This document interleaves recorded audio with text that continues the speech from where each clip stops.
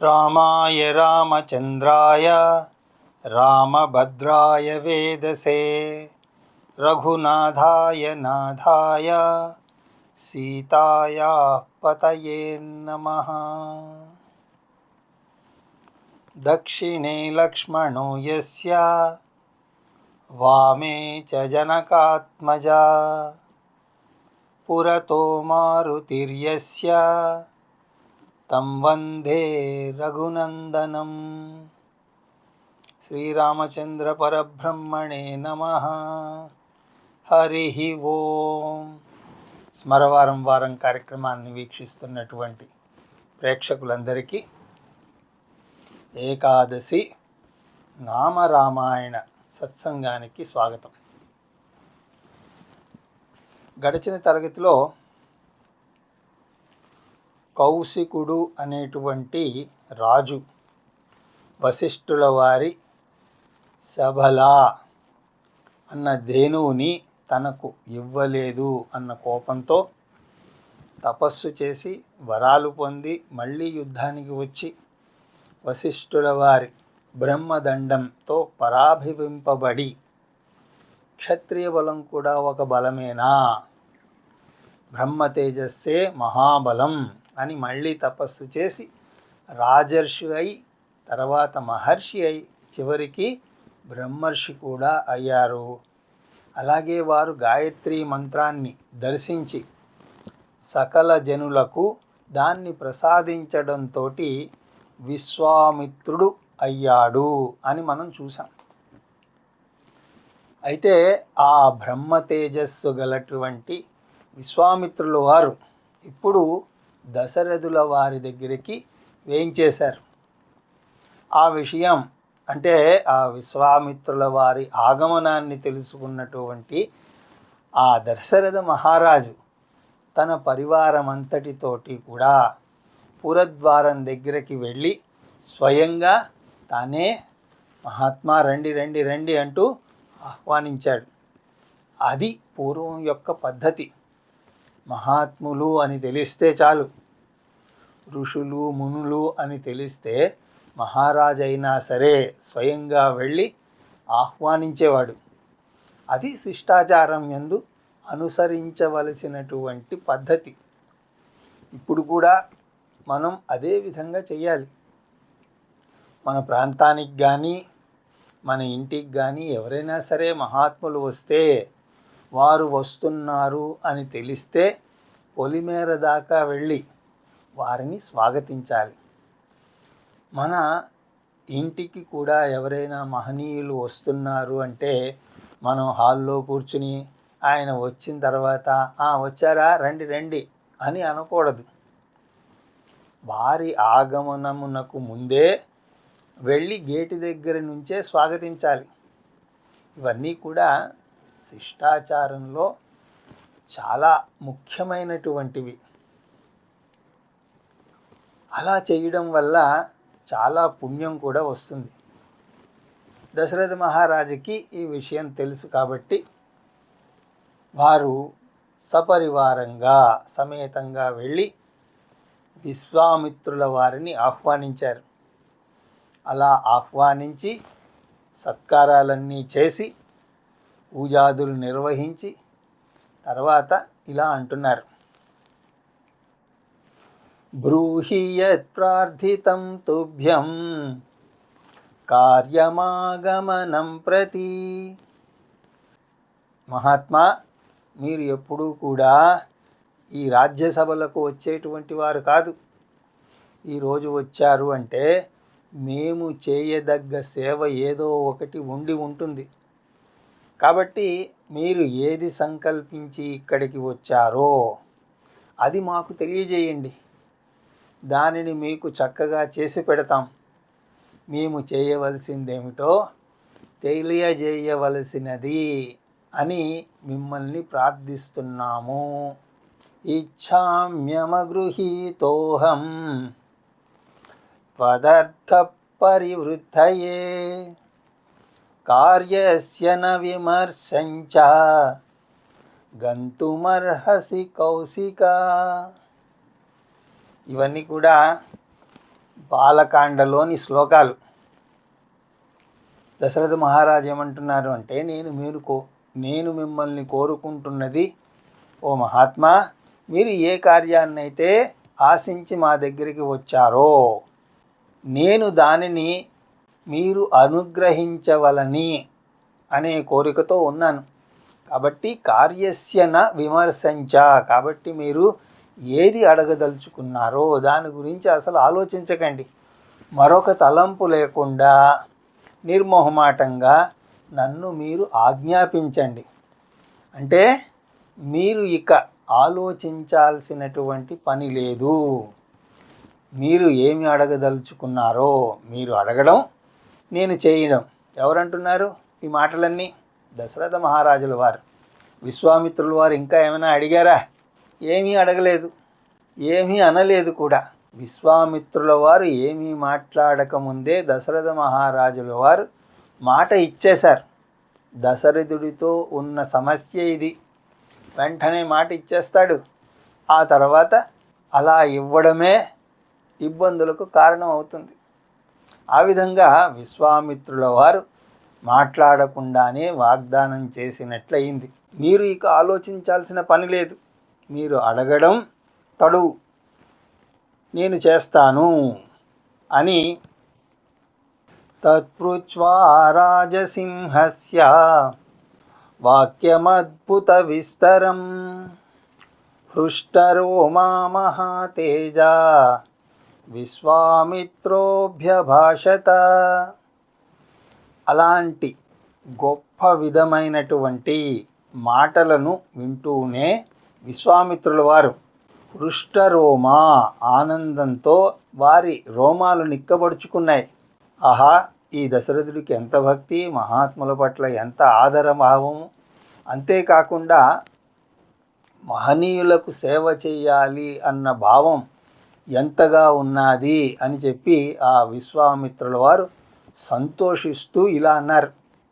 అహం నియమమాతిష్టే సిద్ధ్యర్థం పురుషర్షభా తస్య విఘ్నకరౌ ద్వౌతు రాక్షసా కామరూపిణౌ. ఓ మహారాజా, నేను ఒక ప్రయోజనాన్ని ఆశించి ఆ ప్రయోజనాన్ని పొందేందుకు గాను నియమంతో ఒక యజ్ఞమును సంకల్పించాను. అలాంటి యజ్ఞమునకు విఘ్నము, దానిని మాటికి విఘ్నమునర్చించేందుకు గాను ఇద్దరు దాపరించారు. ద్వౌతు రాక్షసౌ, ఇద్దరు రాక్షసులు. వారికి నచ్చజెప్పినా కూడా వినేవారు కాదు. యజ్ఞయాగాదులను భ్రష్టు పష్టించాలి అని అనుకున్నవాడు ఎవడైనా సరే రాక్షసుడే. వాడు మంచి మాటలు ఎందుకు వింటాడు? అలాగే కామరూపిణౌ, వారు ఇచ్ఛారూపాన్ని ధరించగలిగినటువంటి శక్తి వారికి ఉన్నది.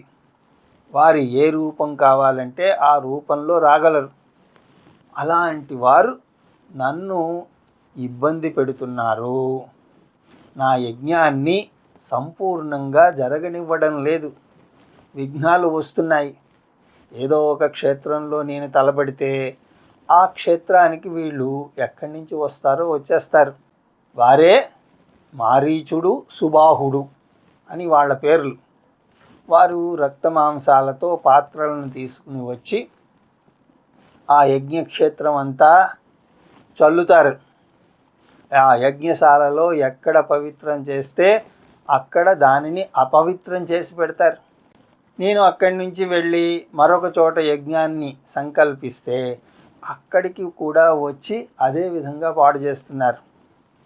ఇలాగా నేను మాటికి సంకల్పం చేయడం, యజ్ఞాన్ని ఆరంభించడం, వారు వచ్చి దానిని భంగపరుస్తున్నారు. ఆ విధంగా జరుగుతూనే ఉన్నది. అన్నప్పుడు ఇక్కడ ఒక ప్రశ్న వస్తుంది. విశ్వామిత్రుల వారు తలుచుకుంటే వారి ముందు వారు ఏమీ కూడా నిలబడలేరు. విశ్వామిత్రుల వారు కళ్ళు ఎర్ర చేస్తే మిడతలు రాలిపోయినట్టు రాలిపోవాల్సిందే, మాడిపోవాల్సిందే. కానీ ఎందుకు అలా చేయడం లేదు అంటే అతను యజ్ఞ దీక్షలో ఉన్నారు. యజ్ఞదీక్షితుడై ఉన్నవాడు శాపము ఇవ్వకూడదు. యజ్ఞదీక్షితుడై ఉన్నవాడు అస్త్ర శస్త్రాలను ప్రయోగించరాదు. ఆ విధంగా నేను యజ్ఞదీక్షితుడనై ఉన్నాను కాబట్టి అది అసంపూర్ణమైనా సరే నేను యజ్ఞదీక్షలోనే ఉన్నాను కాబట్టి నేను వారి పట్ల క్రోధంతో ప్రవర్తించకూడదు, శపించకూడదు. ఒకవేళ శపిస్తే ఇలాంటి పనికిరాని విషయానికి తపోభంగం జరిగినట్లు అవుతుంది. అలాగే అస్త్రాలు కూడా నేను పట్టుకోలేను కాబట్టి ఏదో విధంగా వీరి బాధను తప్పించుకోవాలి. అలాగే తాటకి అనే రాక్షసు ఉన్నది, ఆవిడ పుత్రులే వీళ్ళిద్దరూ. ఆ విధంగా మారీచ సుబాహుల యొక్క ఆగడాలని నేను సహిస్తూ ఉన్నాను. కానీ ఇప్పుడు నాలో ఆ సహనం కూడా సన్నగిల్లుతోంది. నేను అనుకున్నది సిద్ధి సాధించాలి, నేను అనుకున్న కార్యము ప్రయోజనము నెరవేరాలి. అందుకోసం వారిని నిగ్రహించాలి. కాబట్టి యాగ సంరక్షణ చేసేందుకు గాను ఒక మహావీరుడు ఎవడైనా కావాలి. సాధారణమైనటువంటి వారు వీరిని జయించలేరు. ఆ మాటను ఇంతకుముందే చెప్పారు కదా, కామరూపిణౌ అంటే ఇచ్ఛాశక్తితో ఏ రూపాన్నైనా సరే పొందగలిగినటువంటి శక్తి గలవారు. అంటే వారిని సామాన్యులు ఎవరూ కూడా జయించలేరు. కాబట్టి ఓ మహారాజా, ఒక మహావీరుడు ఎవడైనా కావాలి అని సంకల్పించాను. అలాగే విశ్వామిత్రుల వారికి ఆ యాగ సంరక్షణ చెయ్యగలిగినటువంటి వ్యక్తి ఆ మహావీరుడు ఒక్కడే ఉన్నాడు అని అనిపించింది. ఎవరు అంటే సాక్షాత్ శ్రీరామచంద్రుడు. విద్యాబుద్ధులు నేర్చుకుని ఇంటికి వచ్చాడు కదా, అందుకోసం విశ్వామిత్రుల వారు రామచంద్రస్వామి కోసం వచ్చారు.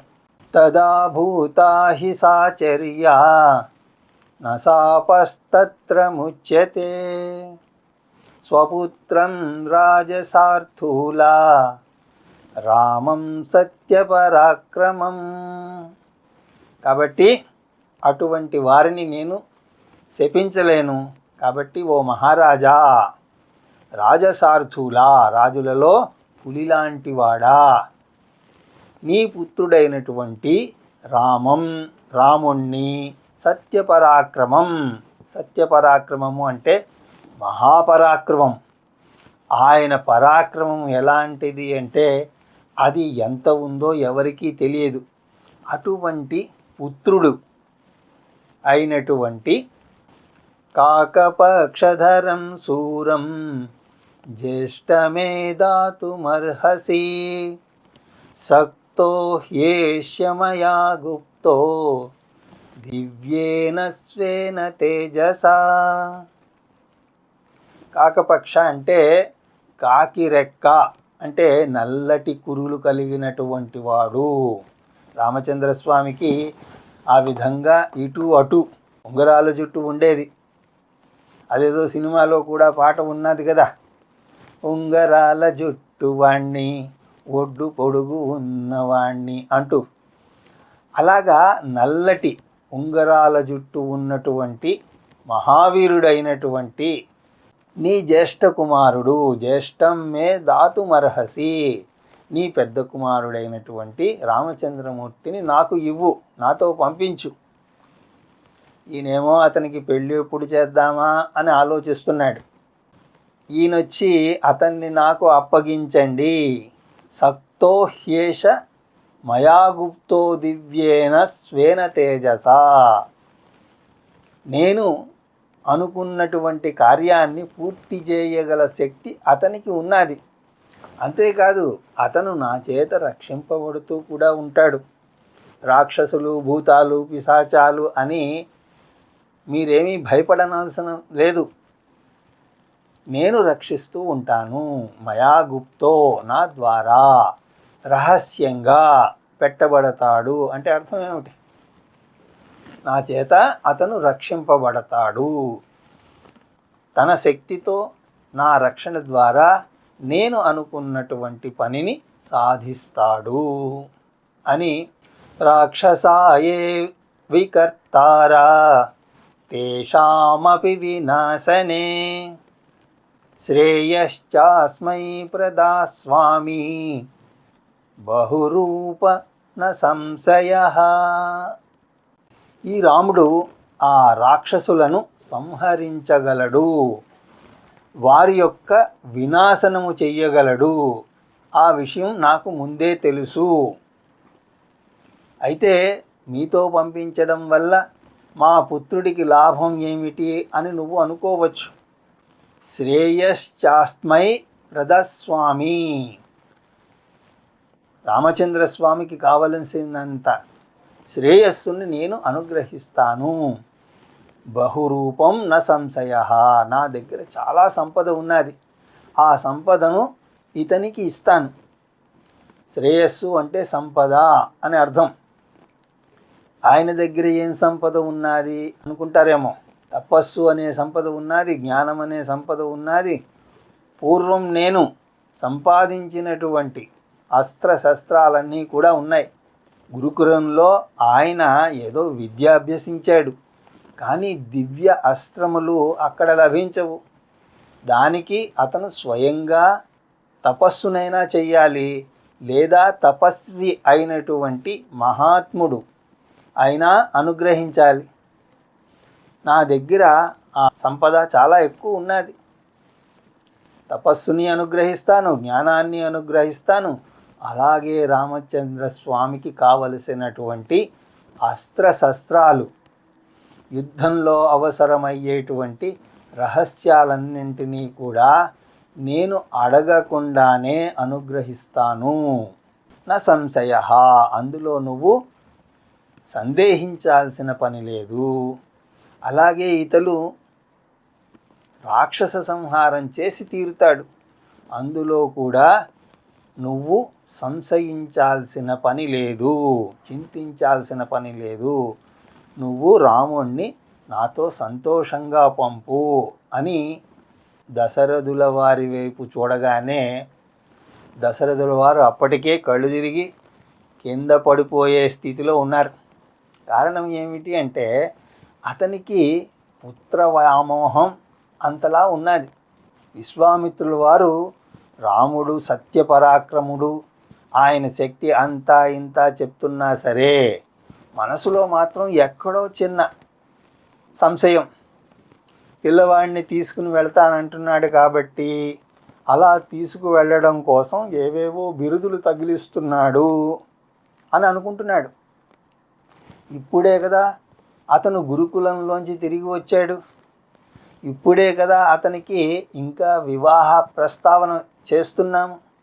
కానీ ఇప్పుడే నా హృదయంలో తాపాన్ని పెంచుతూ ఈ మహానుభావుడేమిటి ఈ విధంగా అంటున్నాడు అని కొంతసేపు ఏమీ మాట్లాడలేదు, అలాగ మౌనంగా ఉండిపోయాడు. అప్పుడు విశ్వామిత్రులు వారే మళ్ళీ ఓ మాట అంటున్నారు. అహం తే పరిజానామి హతౌ తౌ విద్ధి రాక్షసౌ అహం వేద్మి మహాత్మానం రామం సత్యపరాక్రమం. మళ్ళీ ఒకసారి చెప్తున్నాను, ఓ దశరథ మహారాజా విను, నా మాటల్ని నమ్ము. ఇతను ఆ రాక్షస సంహారం చేసి తీరుతాడు, ఇందులో నీకు సందేహం ఉండకూడదు. అహం వేద్మి, చెప్తున్నటువంటి మహాత్ముడు వయస్సులో దశరథ మహారాజు కంటే పెద్దవాడు, జ్ఞానంలో పెద్దవాడు, తపస్సులో పెద్దవాడు. కానీ ఎదురుగుండా ఉన్నటువంటి పిల్లవాడు ఇంకా 16 ఏళ్ళు కూడా లేవు. కానీ అతన్ని చూసి విశ్వామిత్రుడు ఏమంటున్నాడు, మహారాజా రామం అహం వేద్మి, రాముడు మహాత్ముడు అన్నది నాకు తెలుసు. రామం సత్యపరాక్రమం, రాముడు సత్యపరాక్రముడు అన్న విషయం నాకు తెలుసు. ఒక్క మాటలో ఇతను సాక్షాత్తు శ్రీమన్నారాయణుడు అని చెప్తున్నాడు. మహాత్మానం అన్నప్పుడు పురుష సూక్తంలోని పదాలను స్మరింపజేస్తున్నాడు. నీ తనయుడైనటువంటి వాడు, సర్వవ్యాపకుడైనటువంటి వాడు, సమస్త పరాక్రమవంతుడు ఈ రాముడు, సత్యస్వరూపుడు ఈ రాముడు గురించి నాకు తెలుసు. నాకే కాదయ్యా, వశిష్ఠోపి మహాతేజ ఏచే మే తపసి స్థిత. నా ఒక్కడికే కాదయ్యా, నీ వశిష్ఠుడు, అతన్ని అడిగి చూడు. నీ కులగురువే కదా అతను, అతన్ని అడుగు. రాముడు సాధారణమైనటువంటి వాడా? అలాగే ఏ చేయే తపసి స్థిత, నన్ను ఆహ్వానించడానికి ఇంతమంది తపస్సులు వచ్చారే, ఆ మహాత్ములందరినీ అడిగి చూడు. మీ మంత్రిగణాన్ని అడిగి చూడు. అందరూ కూడా అదే చెప్తారు. నాకే కాదు, వశిష్ఠాది ఋషులందరికీ కూడా ఈ విషయం తెలుసు. నీ పుత్రుడైనటువంటి రాముడు సామాన్యమైనటువంటి వాడు కాదు అని.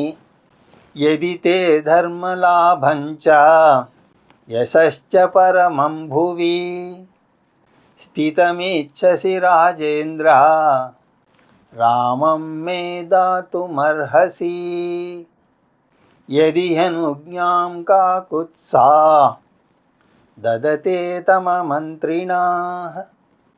నీకు ఒకవేళ చిరకాల యశస్సు కావాలి అంటే, ధర్మ లాభము అంటే పుణ్యం పొందాలి అని నువ్వు అనుకుంటే, యశస్సు పొందాలి అని అంటే, దానికి ఏకైక మార్గం రాముణ్ణి నాకు అప్పగించు. రాముణ్ణి నాకు ఇవ్వడంతో ఇవన్నీ కూడా నీకు సంప్రాప్తిస్తాయి. నీ యొక్క మంత్రివర్గంతో సంప్రదించి వశిష్ఠాది మహాత్ముల అనుగ్రహాన్ని పొంది రాముణ్ణి నాకు అప్పగించు. వశిష్ఠ ప్రముఖా సర్వే రాఘవం మే విసర్జయ అభిప్రేతమసంసక్తం ఆత్మజం దాతుమర్హసి. ఎన్నిసార్లు అడుగుతున్నాడో చూడండి. వశిష్ఠాదుల్ని అడిగి రాముణ్ణి నాకు వదిలేయి. నీకు పరమ ప్రీతిపాత్రుడు, పద్మలోచనుడు అయినటువంటి శ్రీరాముణ్ణి 10 రోజుల పాటు యాగ సంరక్షణార్థమై నాకు ఆలస్యం చెయ్యకుండా ఇవ్వు అని అనేక రకాలుగా విశ్వామిత్రుల వారు చెప్పి, ఇత్యేవ ముక్తా ధర్మాత్మా ధర్మార్థసహితం వచః విరరామ మహాతేజ విశ్వామిత్రో మహాముని. అలాగా చెప్పవలసినటువంటివన్నీ చెప్పి, రకరకాలుగా చెప్పి, మహాతేజ సంపన్నుడైనటువంటి విశ్వామిత్రుల వారు విరరామ అంటే విరామం చేశారు. ఇక మాటలు ఆగాయి. ఇక ప్రశాంతంగా కూర్చున్నారు. ఇక చెప్పాల్సింది ఏదైనా ఉంటే దశరథ మహారాజే చెప్పాలి. అప్పుడు తచ్ఛ్రుత్వా రాజశార్దూలో విశ్వామిత్రస్య భాషితం ముహూర్తమివ నిస్సంజ్ఞా సంజ్ఞావానిదమబ్రవీత్. ఈ విశ్వామిత్రుల వారు మహాముని చెప్పినటువంటి మాటల్ని శ్రద్ధగా విని ఒక ముహూర్త కాలం పాటు నిశ్చేష్టుడై కళ్ళు తిరిగి పడిపోయినంత పని అయి తర్వాత నిదానంగా ఓపిక తెచ్చుకుని దశరథ మహారాజు గారు ఇలా అంటున్నారు. ఇయమక్షోహిణీ పూర్ణా యస్వాహం ప్రతిరీశ్వరః అనయా సంవృతో గత్వా యోద్ధాహం తైర్నిశాచరై. మహాప్రభు, మీరు చెప్పిన విషయం నాకు అర్థమైంది. 2 రాక్షసులు మీ యాగాన్ని భంగపరుస్తూ ఉన్నారు. వారిని సంహరించాలి, హతమార్చాలి, అంతే కదా అంటే అవునంతే. దానికి రాముణ్ణి ఎందుకు తీసుకువస్తారు. యమ అక్షౌహిణీ పూర్ణ, నా అక్షౌహిణి సైన్యం ఉన్నది. అక్షౌహిణి సైన్యం అంటే తక్కువ సైన్యం కాదు. సైన్యానికి మినిమం పారామీటర్ అంటూ ఒక లెక్క ఉన్నది. అక్షౌహిణి అంటే మ్యాక్సిమం పారామీటర్. మినిమం కౌంట్ ఏమిటి అంటే దాన్ని పత్తి అంటారు. దాంట్లో ఒక ఏనుగు, ఒక రథము, 3 గుర్రాలు, 5 సైనికులు ఉంటారు. ఏనుగు అన్నప్పుడు ఒక ఏనుగే కాదు, దాన్ని నడిపేవాడు, అలాగే దాని మీద నించుని యుద్ధం చేసేవాడు. అలాగే రథము అన్నప్పుడు రథాన్ని తోలేవాడు, కనీసం ఒకడైనా సరే రథంలో కూర్చుని యుద్ధం చేసేవాడు ఒకడుంటాడు. ఆ విధంగా ఒక ఏనుగు, ఒక రథము, 3 అశ్వాలు, 5 కాల్బంట్లు. కాల్బంట్లు అంటే నడుస్తూ యుద్ధం చేసే సిపాయిలు, సైనికులు. ఇది పత్తి అంటే. ఇది మినిమం కౌంట్. మరి మ్యాక్సిమం కౌంట్ అంటే అందులో 21,870 ఏనుగులుంటాయి. అలాగే 21,870 రథాలు, ఇంకా 65,610 గుర్రాలు, 1,09,350 మంది సైనికులు ఉంటారు. ఇది అక్షౌణి యొక్క లెక్క. మహాభారతంలో 18 అక్షౌణీల సైన్యం అంటే ఊహించండి ఎంత పెద్ద సైన్యమో. ఇలా అన్నప్పుడు నాకేమనిపిస్తుందంటే, భారతీయ సంస్కృతి పట్ల భక్తి లేనటువంటి వాడు ఏమంటాడు అంటే, ఆ చిన్న కురుక్షేత్రంలో ఇంతమంది ఎక్కడ పట్టారండి అని అడుగుతాడు. కాబట్టి ఇదంతా కూడా ఏదో బూటకం, ఏదో సంఖ్య చెప్పాలి కాబట్టి ఆ విధంగా చెప్పారు అని అంటారు. ఎందుకంటే అప్పుడు అంత పాపులేషనే లేదు అని అంటాడు. జనాభాయే అంత లేదు, వీళ్ళందరూ ఎక్కడి నుంచి వచ్చారు అని అంటే నాకేమనిపిస్తుంది అంటే, మహాభారత సమయంలో భారతదేశము అంటే ఇప్పుడు ఉన్నటువంటి భారతదేశం కాదు. అఖండ భారత్ అంటే బహుశా అటు చైనా ఇటు ఎన్ని దేశాలు ఉంటే అన్ని దేశాలు కూడా భరతఖండం అయి ఉండాలి. అలాగే అనేక దేశాల నుంచి కూడా సైన్యం వచ్చి ఉంటుంది అని మనం అనుకోవాలి తప్ప, ఈ చిన్న భారతదేశం, అందులోనూ కూడా పీఓకే నీదా నాదా అని పీకులాట ఉన్నటువంటి భారతదేశం కాదు. అలా అనుకున్న మరుక్షణం కొంచెం 18 అక్షౌణీల సైన్యం అనగానే కంగారు వస్తుంది. కానీ ఒకసారి ఊహించండి, ఆ సమయంలో భారతదేశం ఎక్కడి దాకా ఉన్నాదో. ఎందుకంటే అర్జునుడు గ్రీకు దేశం మీదకి దండయాత్ర చేశాడు అని ఉన్నది. అంటే అక్కడి దాకా వీరి యొక్క సామ్రాజ్యం అనండి, లేకపోతే వీరి యొక్క ప్రభావము అన్నది కూడా అక్కడి దాకా ఉన్నట్టే కదా. అంటే ఏ దేశాల యొక్క పేర్లు మహాభారతంలో రాలేదో అవన్నీ, ఆ దేశాలన్నీ కూడా ఇంకా అప్పటికి పుట్టి ఉండవు. అంతదాకా ఎందుకండి, 1947కు ముందు పాకిస్తాను, బంగ్లాదేశే లేవు. ఆ విధంగా మిగతా దేశాలు ఉండి ఉండవచ్చు. అప్పుడు భూమండలం మీద ఉన్నటువంటి దేశాలన్నీ కూడా వీరి ఆధీనంలోనే ఉండి ఉండాలి. సర్వం సహచక్రవర్తిత్వం అంటే అదే. 18 అక్షౌణీల సైన్యము అన్నప్పుడు భారతదేశం అప్పట్లో చాలా పెద్దగా ఉన్నది అన్నది సూచిస్తోంది. సరే, మహాభారతంలోంచి రామాయణంలోకి వస్తే, ఇక్కడ నా దగ్గర పూర్తి అక్షౌహిణి సైన్యం ఉన్నది. అదంతా కూడా నా కనుసన్నెలలో నడిచేటువంటి సైన్యం. అటువంటి సైన్యాన్ని తీసుకుని వస్తాను, స్వయంగా నేనే వస్తాను. అలాగ నేను సైన్యాన్ని తీసుకుని వస్తే ఇక పోరాడగలిగిన వాడెవడైనా ఉంటాడా? అవసరమైతే నేను దేవతలకే సహాయం చేస్తూ ఉంటాను. కాబట్టి తైర్నిశాచరై యోద్ధ, అహం అనయా సంవృత అంటే ఈ సైన్యంతో వచ్చి ఆ రాక్షసులతోటి నేను యుద్ధం చేస్తాను, కాబట్టి మీరు చింతించకండి, దాంట్లో రాముడి యొక్క ప్రస్తావనను తీసుకురాకండి. తచ్చుత్వా వచనం తస్య స్నేహపర్యాకులాక్షరం సమన్యః కౌశికో వాక్యం ప్రత్యువాచ మహీపతిం. ఈ మాట వినంగానే విశ్వామిత్రుల వారికి అర్థమైంది, ఈ రాజుకి పుత్రుడి యందు తీవ్రమైనటువంటి మమకారం ఉంది అని. అది తప్పించడం కోసం ఏమేమో అడుగుతున్నాడు. నేనేమో అడుగుతున్నాను, వాడేం చెప్తున్నాడు. మొదటేమో తనకు తానుగా ఏది చెప్తే అది చేస్తాను అని అన్నాడు. ఈయనేమడిగాడు, నీ పుత్రుణ్ణి నాకు ఇవ్వు అని అన్నాడు. అప్పుడు ఏం చేయాలి, తథాస్తు అని రాముణ్ణి ఇచ్చేయాలి. కానీ నేను వస్తాను, అక్షౌహిణి సైన్యాన్ని తీసుకువస్తాను, ఇవన్నీ కూడా ఇప్పుడు మాట్లాడుతున్నాడు. అంటే స్నేహ పర్యాకులాక్షరం.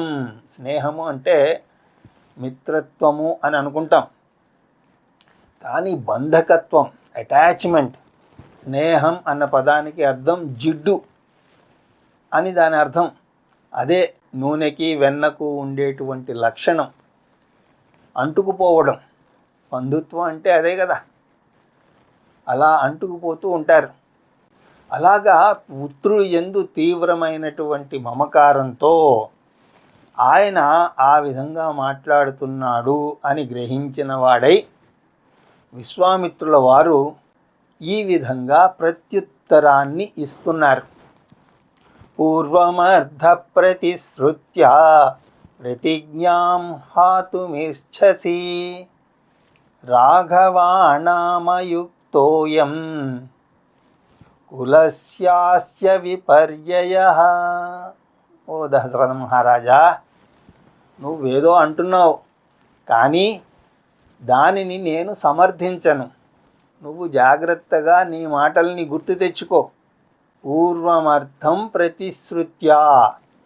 ఎప్పుడైనా సరే మనం ఒక మాట మాట్లాడేటప్పుడు పూర్వం ఏమన్నాము అన్నది దృష్టిలో పెట్టుకుని మాట్లాడాలి. నువ్వే ప్రతిజ్ఞ చేసి మళ్ళీ దాన్ని నువ్వే కాదంటున్నావు. ఇది రఘుకులానికి ఏనాడు యుక్తమైనది కాదు. రఘువాణామయుక్తోయం. నువ్వు చేస్తున్నటువంటి పని రఘువంశానికి యుక్తమైనది కాదు, శోభించేటువంటి పని కాదయ్యా. కులస్యాస్య విపర్యయః. నీ వంశంలో ఇంతకు ముందు ఏ రాజు కూడా ఈ విధంగా చెయ్యలేదు. ఈ సింహాసనం మీద కూర్చున్నటువంటి ఏ రాజు కూడా ఒక మాట చెప్పి దానికి విపరీతంగా ప్రవర్తించలేదు.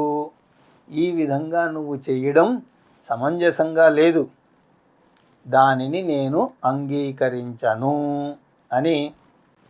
రఘుకుల రీతి సదాచలియాయి ప్రాణజాయ పరవచన్నజాయి అని అంటారు తులసీదాస్ గారు. ఇక్కడ రఘువంశంలో సనాతనంగా ఎప్పటికీ కూడా ఒకటి వస్తోంది. ఏమిటి అది అంటే, ప్రాణం పోయినా పర్వాలేదు కానీ మాట తప్పకూడదు, ఆడిన మాట జవదాటకూడదు. అలాంటి వంశంలో పుట్టి ఆ సింహాసనం మీద నువ్వు కూర్చుంటూ కూడా నువ్వు ఈ విధంగా అంటే నేను అంగీకరించను, సహించను. అప్పుడు దశరథ మహారాజుల వారు 1-2 సార్లు అడిగారు, మీరు నన్ను అర్థం చేసుకోండి, రాముడు ఇంకా ముక్కు పచ్చలారనటువంటి బిడ్డ, ఇంకా వాడికి వివాహం చేద్దామని అనుకుంటున్నాము, మీకు కావాల్సింది రాక్షస సంహారమే కదా, నేను వస్తాను అని ఎప్పుడైతే దశరథుల వారు మాటి మాటికి అదే పదాన్ని మాట్లాడుతున్నారో అప్పుడు విశ్వామిత్రుల వారికి కోపం రానే వచ్చింది. ఇక నీతో మాట్లాడే పని లేదు, మాకు మంచి సత్కారమే చేశావు, ఇక మేము బయలుదేరుతాము అని లేచి వెళ్ళబోతూ ఉంటే ఆ సమయంలో వశిష్ఠుల వారు జోక్యం చేసుకున్నారు. కులగురువైనటువంటి వశిష్ఠుల వారు కులానికి హితం కూర్చవలసినటువంటి బాధ్యత వారిపై ఉన్నది. కాబట్టి వారు విశ్వామిత్రుల వారి దగ్గరికి వెళ్ళి విశ్వామిత్రుల వారిని, స్వామి కాసేపు ఓపిక పట్టండి, మీరు అన్న దాంట్లో ఏమాత్రమూ తప్పు లేదు, కానీ అతనేదో పుత్ర వ్యామోహంతో ఆ విధంగా మాట్లాడుతున్నాడు అని దశరథుల వారితో వశిష్ఠ మహర్షి ఈ విధంగా అంటున్నారు. ఇక్కడ వశిష్ఠుల వారు విశ్వామిత్రుల వారి గొప్పదనాన్ని జ్ఞానం చేస్తున్నారు. మీ ముందుకు వచ్చి అడుగుతున్నది సాధారణమైనటువంటి వ్యక్తి కాదు. అలాంటి వారు మీ కుమారుణ్ణి పంపించండి అంటే మీరు మారు మాట్లాడకుండా, ఇంకొక ఆలోచన రాకుండా పంపించేయాలి. అంతేగాని వికల్పాలను మాట్లాడకూడదు.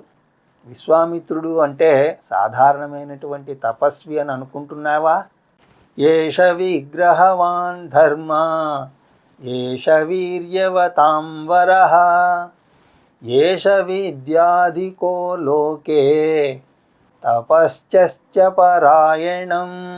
ఈ విశ్వామిత్రుల వారు ఏష విగ్రహవాన్ ధర్మ, ఆయనకి అన్ని ధర్మాలు తెలుసు, ధర్మానికే ఆయన విగ్రహం లాంటి వారు, అన్ని ధర్మాలు తెలిసిన వారు. వారి దగ్గర నువ్వు వారు ఒకటంటూ ఉంటే మీరు ఈ విధంగా అనకూడదు.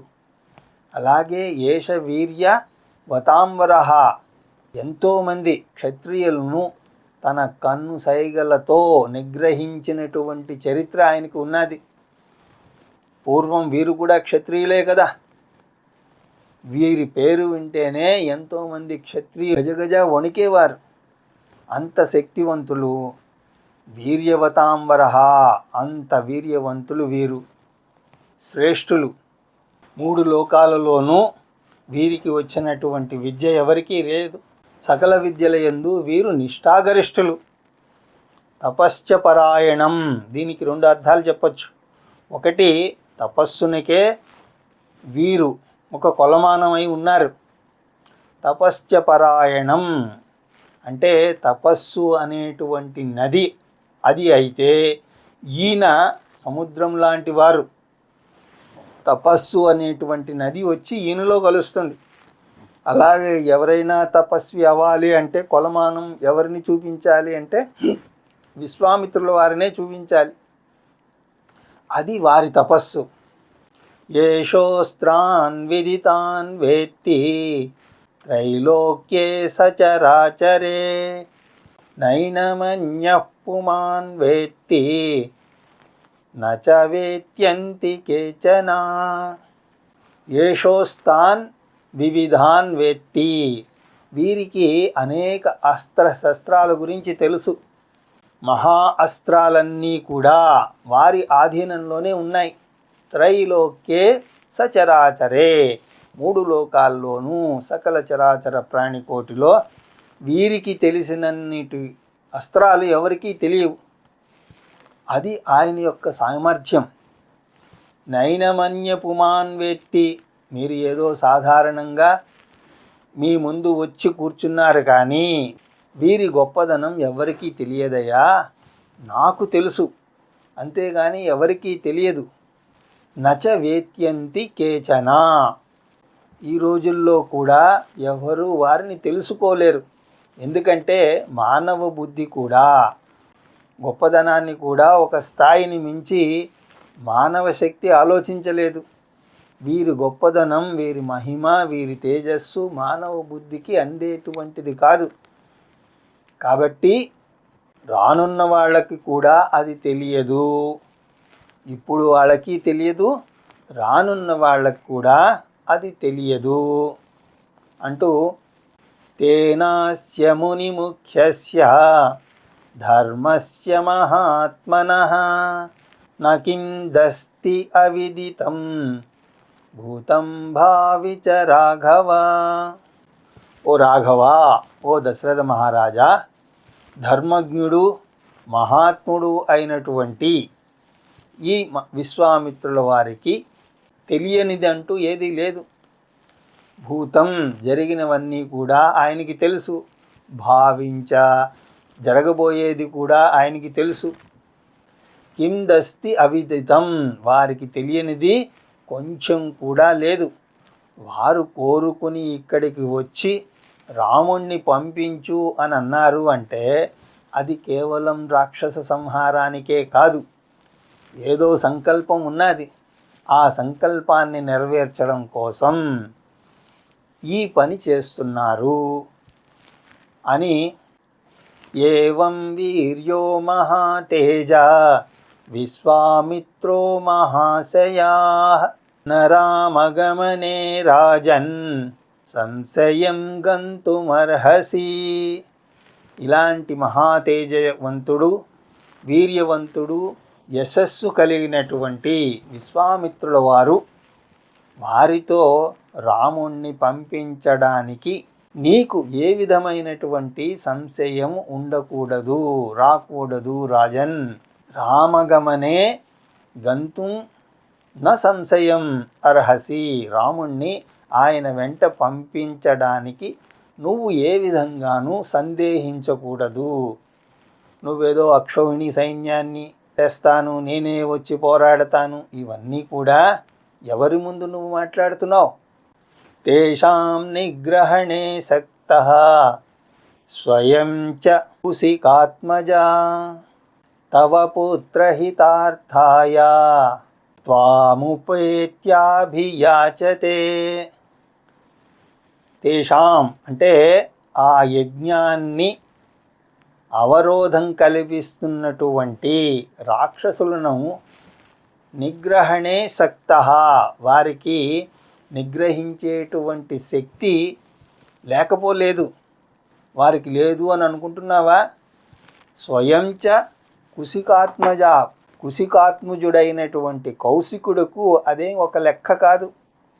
అలాంటి వారిని నేనేదో సైన్యాన్ని తీసుకొస్తాను, నేను వస్తాను, సంహరిస్తాను అంటే అది వారి పట్ల అపరాధం చేసినట్టు అవుతుంది. ఓసారి చంపలేసుకో. అలాంటి పిచ్చి మాటలు మాట్లాడకూడదు. వారు తలుచుకుంటే ఇదంతా ఎంతసేపు అయినా కూడా రాముడు కావాలి, రాముడు కావాలి, రాముడు కావాలి అని ఎన్నిసార్లు అడుగుతున్నాడయ్యా. అంటే అలా అనడంలో తవ పుత్ర హితార్థాయ అంటే అది యాగరక్షణ కోసం కాదు, నీ పుత్రుడికి హితం చేయడం కోసం. త్వాముపేత్యాభియాచతే, నిన్ను యాచిస్తున్నాడు అంటే అదేదో చేయి చాసి నిన్ను అడుగుతున్నాడు అని అనుకోకు.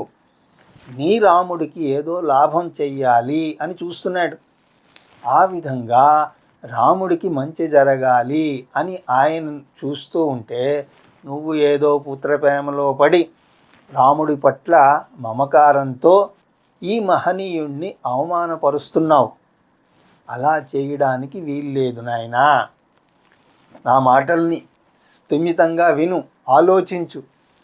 అలా ఆలోచించి నిర్ణయం తీసుకో అని చెప్పినప్పుడు యథా వసిష్ఠే భ్రువతి రాజా దశరథః స్వయం ప్రహృష్టవదనో రామం అజహావ సలక్షణం. ఎప్పుడైతే వశిష్ఠుల వారు ఆ విధంగా ప్రబోధం చేశారో వారికి కళ్ళకు కమ్మినటువంటి, అంటే మహారాజు అజ్ఞానేమీ కాదు, కానీ పుత్రవాత్సల్యం అన్నది తల్లిదండ్రుల్లో ఉండేటువంటి ఒక సహజ లక్షణం. కాబట్టి తాత్కాలికంగా వారికి వ్యామోహము అనేటువంటి తెర ఏర్పడింది, కంట్లో క్యాట్రాక్ట్ ఏర్పడింది. వశిష్ఠుల వారు ఆపరేషన్ చేసి ఆ క్యాట్రాక్ట్ తీసేశారు. గురువు యొక్క ప్రబోధంతో ఆ అజ్ఞాన పొర పోయింది. అజ్ఞానతిమిరాంధస్య జ్ఞానాజ్ఞశలాకయా చక్షురున్మీలితం యేన తస్మై శ్రీ గురవే నమః అని అంటుంటాం కదా. మరి కొంతమంది ఏమో గురువు ఎందుకు, గురువు ఎందుకు అని అడుగుతూ ఉంటారు. సాక్షాత్తు ధర్మాత్ముడైనటువంటి దశరథ మహారాజుకే ధర్మ విచికిత్స ఏర్పడినప్పుడు సరి అయిన మార్గంలో పెట్టింది ఎవరు? గురువు. గురువు చేసేటువంటి పని అది. ఆ విధంగా ఎప్పుడైతే వారిలో మోహం తొలగిందో, ప్రహృష్టవదనో ఆనందపూర్వకమైనటువంటి వదనంతో, ఏడుపు మొహంతో కాకుండా ఆనందంగా రాముణ్ణి లక్ష్మణుణ్ణి అక్కడికి పిలిపించారు. రామలక్ష్మణులారా, మహనీయులైనటువంటి విశ్వామిత్రుల వారు ఏదో పని మీద మిమ్మల్ని వారితో తీసుకువెళ్ళాలి అని అనుకుంటున్నారు. ఇక నుంచి వారు మీకు ఏది చెప్తే అదే ఆజ్ఞ. ఇప్పటిదాకా మేము ఏం చెప్తే ఎలా విన్నారో అదేవిధంగా ఇప్పటి నుంచి మీకు తల్లి తండ్రి విశ్వామిత్రుల వారే. ఇకపై వారు ఏది ఆజ్ఞాపిస్తే అది మీరు చేయవలసిందే అని వారి వినిపించేందుకు సన్నాహాలు చేస్తున్నారు దశరథ మహారాజుల వారు. ఇక్కడ మనం కొన్ని రహస్యాలను చూడొచ్చు. వీరు వివాహ భావన చేస్తున్న సమయంలో విశ్వామిత్రుల వారు వచ్చారు. విశ్వామిత్రుల వారు చివరికి చేసిందేమిటి? రాక్షస సంహారము అది జరిగింది. కానీ చివరికి జరిగిందేమిటి? సీతారామ కళ్యాణం. ఆ సీతారామ కళ్యాణ ఘట్టానికి బీజం కూడా వాస్తవానికి ఇక్కడే పడింది. సీతారామ కళ్యాణ ఘట్టం ఇప్పుడే ప్రారంభమైంది. ఇది మారీచ సుబాహుల వధ అని అనుకుంటాం, కానీ కాదు. సీతారాముల కళ్యాణానికి అంకురార్పణ జరిగింది. తండ్రి గారు ఆ విధంగా సంకల్పించారు. అయితే ఎవరితో పడితే వారితో చేయడానికి వీల్లేదు. ఈ అవతార ప్రయోజనానికి తగినటువంటి ఏర్పాటు కావాలి. శివధనస్సు అదంతా ఉంది కదా కథ. ఆ కథ జరిగే లోపల శ్రీరామచంద్రస్వామి వారి వైభవం అంతా కూడా లోకానికి తెలియాలి. మారీచ సుబాహులు, తాటకి మొదలైన వారు రామచంద్రస్వామి చేత చాలా సులభంగా చంపబడ్డారు అంటే అప్పుడు రాముడి యొక్క బల పరాక్రమము ఐశ్వర్యము గురించి లోకానికి తెలుస్తుంది. అంతేకాకుండా రాబోయే రాక్షస సంహారానికి కావలసినటువంటి బల అతిబల అనేటువంటి అస్త్రాలన్నింటినీ కూడా వారికి ఇవ్వాలి. ఆ విద్య అంతా కూడా వారికి కావాలి. దానిని అనుగ్రహించేందుకు గాను విశ్వామిత్రుల వారు తీసుకువెళ్ళారు. అంతేగాని ఏదో ఇద్దరు రాక్షసులు ఇబ్బంది పెడుతున్నారు అని కాదు. అలాంటి భావన మనం చేయాలి. సరే, కథలోకి వస్తే రామలక్ష్మణుల్ని పిలిచి ముగ్గురు తల్లులు దశరథ మహారాజు వారికి మంగళాశాసనం చేశారు. జ్యోతిని వెలిగించి వారికి తిలకం దిద్ది మంగళాశాసనం అంటారు దాన్ని. ఆశాసనము అంటే విష్, మంగళము అంటే మంచి, వాళ్ళకి గుడ్ విషెస్ తెలిపారు. మనం అంటూ ఉంటాం కదా, wish you all the best అని చెప్తూ ఉంటాం కదా. అలాగా మంగళాశాసనం చేసి, పిల్లలారా మీరు ఒక మహత్తరమైనటువంటి కార్యానికి వెళుతున్నారు కాబట్టి మీకు అంతా కూడా శుభం కలుగుగాక. ఇది కూడా సంప్రదాయంలో చాలా ముఖ్యమైనటువంటి పద్ధతి. ఇది తల్లిదండ్రులు పిల్లలు కూడా గుర్తుపెట్టుకోవాలి. ఎప్పుడైతే ఏదైనా పని మీద పిల్లలు బయటికి వెళుతున్నారు అన్నప్పుడు వాళ్ళు ఏం చేయాలి? వారి తల్లిదండ్రులకు నమస్కరించాలి.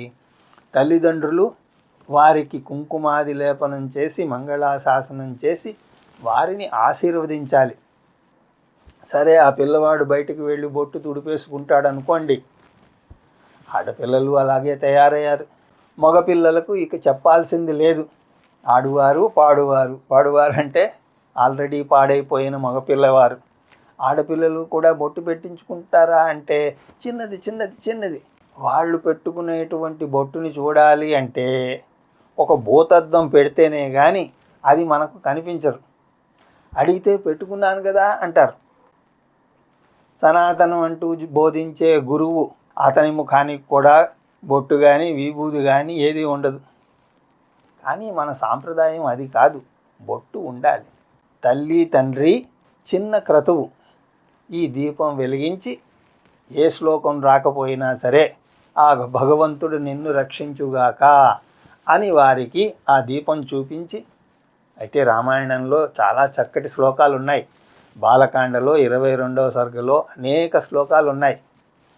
అందులో ఓ రామలక్ష్మణులారా, నీకు వాయువు సహకరించుగాక, ఇంద్రుడు సహకరించుగాక, అగ్ని రక్షించుగాక అంటూ చాలా చక్కటి శ్లోకాలు ఉన్నాయి. వాటిలో ఏదో ఒక శ్లోకం చెప్పచ్చు.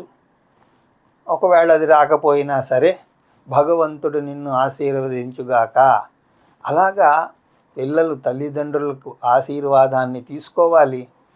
తల్లిదండ్రులు ఆ చిన్న క్రతువుతోటి భగవంతుడు ఆశీర్వాదం నీకు ఉండుగాక అని ఆశీర్వదించాలి. ఇటువంటి పిల్లల్లో బలం ఉంటుంది, సంస్కారం ఉంటుంది.